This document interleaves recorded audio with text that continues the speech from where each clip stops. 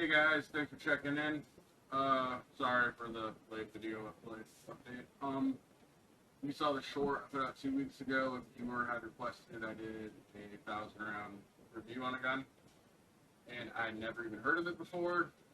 So I did some research, mostly just trying to figure out how much it cost.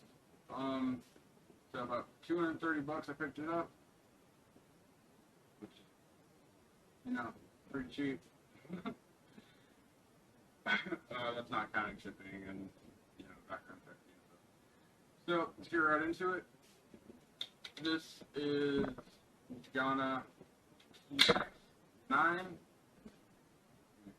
Side view here. Now, if you're thinking this looks really familiar to something, you're probably right, because this is Springfield XD, made by Springfield in Croatia, and damn near identical. So, but there's a couple differences. The Zigana doesn't have a few of the features the XD has, and I think it's almost better for that. And this one over here is 45, and I'm going to be honest, I think this one weighs more than this, somehow. But, let's get right into it. So a couple of the features the Zigana doesn't have over the XD. It doesn't have the grip safety, which I think is a plus. It doesn't have the blade safety in the trigger either, or lock-like safety if you wonder. Instead, it does have this ambidextrous little bump safety right here that came pretty malleable. There's definitely, it's intuitive to use. It's pretty good. It disassembles just like Springfield XD. When I first got this, I took it out of the box, disassembled it, looped it all up and stuff. Because I was going to go run 1,000 rounds through it, so I figured I'd give it, best chance right out of the gate. When I was disassembling it, however, I did have some concerns immediately because the recoil spring of this thing was stiff as hell. Like, I had concerns that the 9mm recoil was even going to make the slide move. So that is what it is.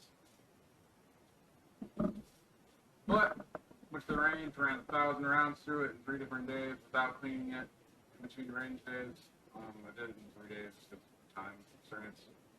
To do it all in one.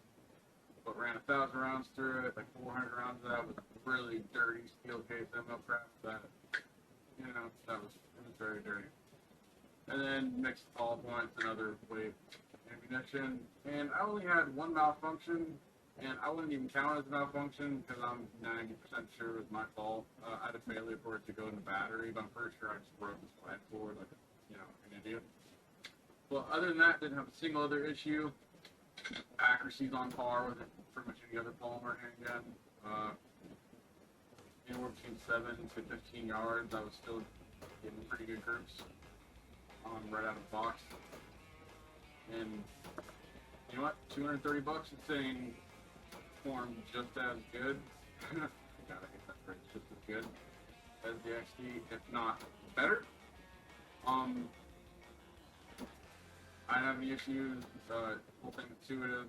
Came stock with 2 18-round magazines. This is the Gen 2. I think the Gen 1's the gun that comes with 15-round magazines, but that's gas. The Gen 1 stuff. It came with a hard shell box. It came with an outside the waistband holster. I don't think it's Kydex. I think it's plastic. It does have retention though, but the retention release is like underneath here on the outside of it, so you kind of like go and grab it, fix that, and then you can draw. And it rattles around in there a little bit, but whatever. It's off the phone, you can carry it. It's not going to be outside the waistband. So, but my impressions. This thing's awesome. For $230 or $40, this thing beat all my expectations. I was expecting it to be a giant piece of garbage. Compared to an actual XD, which you probably think is kind of funny, since these are made in Croatia, and this is made in Turkey. Given that, I imagine the quality control is pretty similar. Not to mention countries watching, not to dump on your country, but So most of the other Turkish guns I've had, whether it's Canik or Sarlin has, or Sark, I have no idea how to pronounce the name of it. It's pretty good. So this thing exceeded all expectations. Would I recommend it? Yeah. It's going to be a carry piece. This is technically damn near full size, if not full size. So it is going to be heavy, but I won't talk crap. I carry a full size Canik TP9 every day, so it is what it is. But fantastic. I had no idea this thing existed until somebody had mentioned I should do a 1,000 round review on it. And this thing came, conquered, kicked ass, and would fire everything I ran through it. So that's a plus. And after this, I'm gonna clean this thing up because after running 1,000 rounds of garbage ammo through it, served it.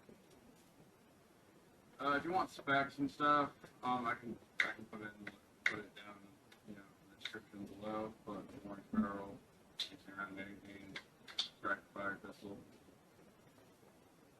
not that much different than most of them. So thanks for checking in, guys.